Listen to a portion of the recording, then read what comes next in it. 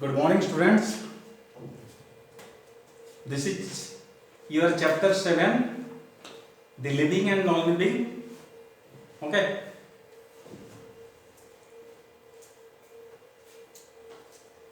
Students, you know very well, you see many objects around you and many living things also you see around you, and you see many animals also, you see human beings. Okay, so some of them are non-living and some of them are living. Take the example of chalk, duster, pen, pencil. Okay, these are non-living things. But trees, plants, okay, goat, elephant, spider, and human beings, these are living things. Okay, so we will study about living and non-living. So we will find some similarities and some differences between two things. Okay, so you know very well what are the differences and what are the similarities, but I am going to discuss, see, whether living things or non-living things. Okay, both are made up of matter. Okay, what is matter, students? Anything that has mass and occupies space. Matter. Okay, anything that has what? Mass and occupies space, or you can say some volume. Okay, so living things and non-living things are made up of matter. And you know very well what is the smallest constituent of matter? This is molecule. Okay, molecule.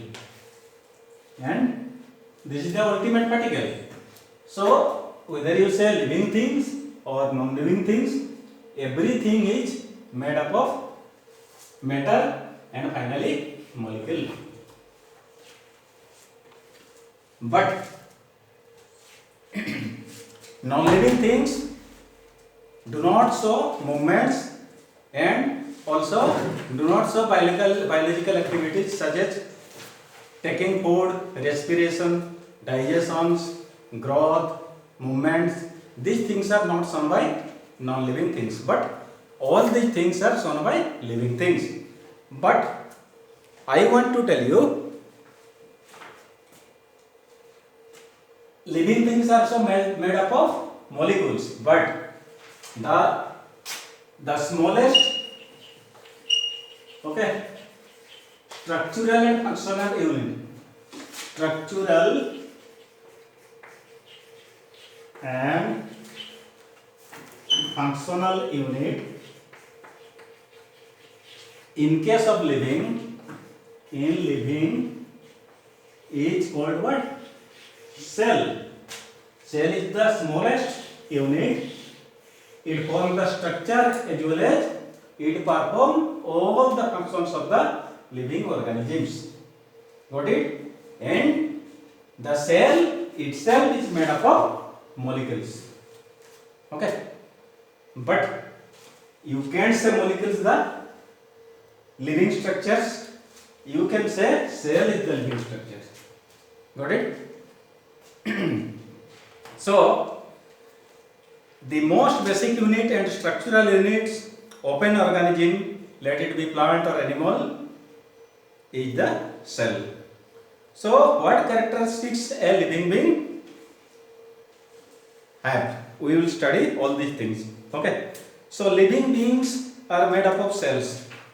You know very well, some living beings are unicellular and some of them are multicellular. Unicellular means these are made up of single cell, and multicellular means these are made up of many cells. Okay. So cells also which are similar in functions and shape. You can say they have similar shapes and combined do a particular functions, form tissue, students. Okay. So similar cells similar cells. Okay, they form tissue. Then tissues form what? Tissue system. Tissue system. Okay, then tissue systems form, some tissue systems combinedly form organ.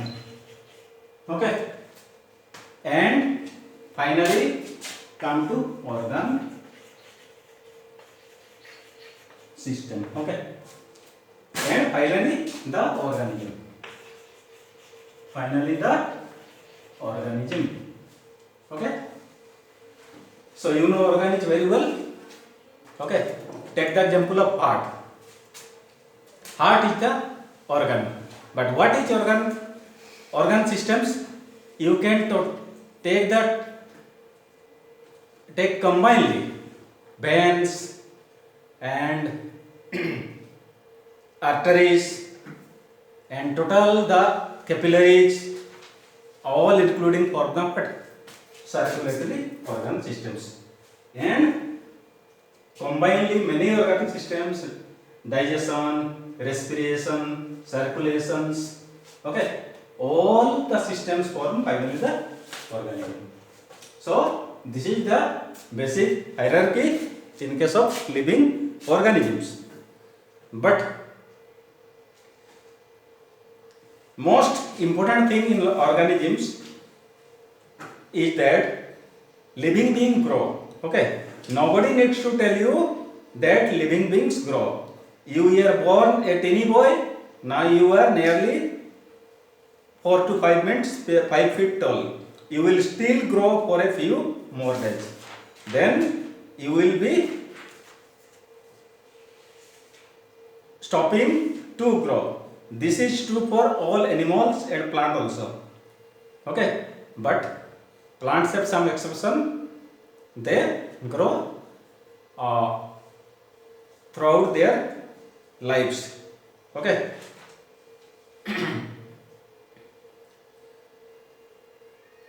So growth is the characteristics of differentiating the living from non-living, and some non-living things like crystals formed from a solutions also seem to grow. But this growth is different. A sugar crystal hanging in a solution grows because of more sugar is added to it from the outside. And on the other hand, you grow because cells inside your body multiply and grow inside your body. In non-living things, growth occurs from outside, while growth happens in you from inside. Okay, by the formation of new cells and also repairing of some cell type after a particular period, they also get repaired, and your growth, you can say, it continues forever. Okay, although we do not see it. So some life cycles are there which follow living beings. Okay, and these life cycles are, you can say, first birth. Okay, first birth of the organisms. Okay, then growth. So every organisms, okay, has to be born. So birth is the first steps of life cycle. Second one is what? Growth. After birth, the organism will grow. Then when the organism matures, okay, it tries to spread its species. Okay, and which is called what? Reproduction. Reproductions. Got it? This is the third cycle, and after reproduction, gradually the age increases. So you can say this is aging. Okay, aging means the organisms gradually becomes older and older, and finally a stage comes that is what? Death. Finally the organism die. So these are the basic 5 steps involved in the life cycle of an organism. Got it? So students, here one thing comes lifespan. Okay, the time for which an organism lives, or the time between its birth and death, that is known as lifespan, and it is different for different organisms. If you can say house spider, okay, its lifespan is 3 to 4 days. Mouse 2 to 3 years. Dog 16 to 18 years. Alligator 50 to 55 years. Pigeon 15 to 20 years. And man, okay, man has life cycle, it is 60 to 100 years. Okay.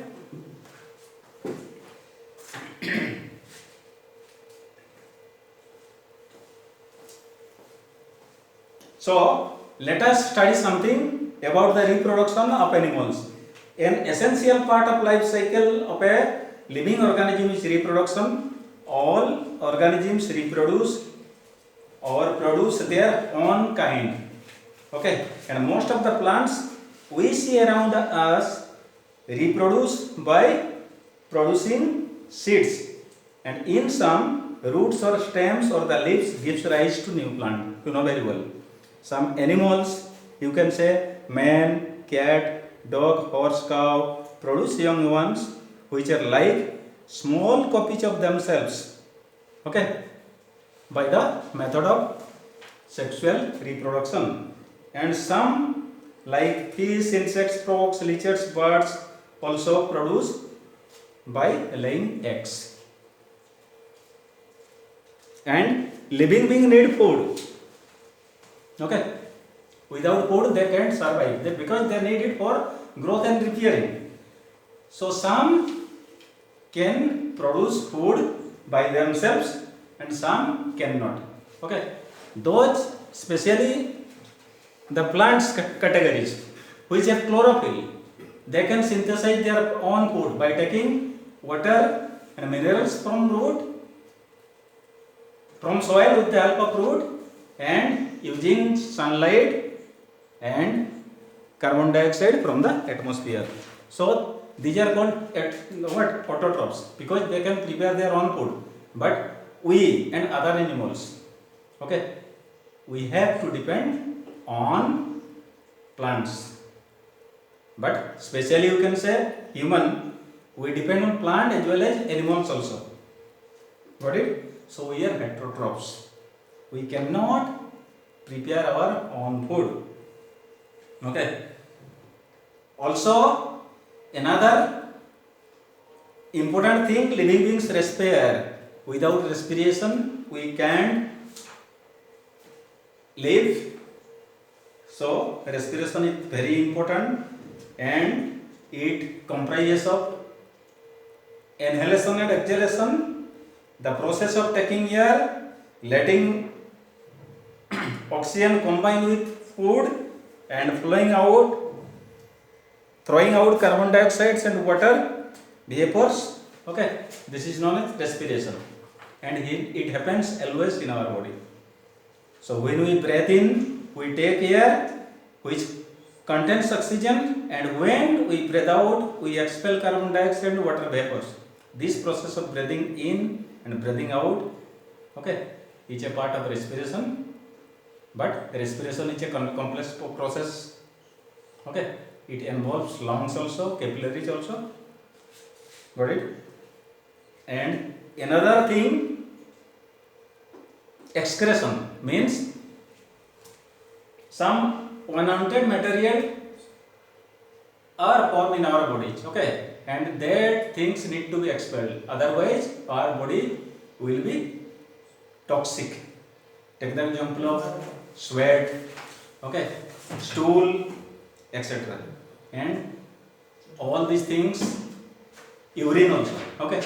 and these things are excreted by excretory organ, and this system is known as what? Organ systems. Got it? Another thing, living beings respond to stimuli. Okay, and best example, what happens? Suppose a fly sits on your body. Okay, immediately your hand goes to, okay, drive it out. Okay. Similarly, if you take the example of touch me not plant, when you touch the plant, okay, automatically the leaves closes. So these are the stimuli which living organisms respond immediately. Okay. So this is about living and non-living. Next, we will discuss the question and answer. Thank you. Have a nice day.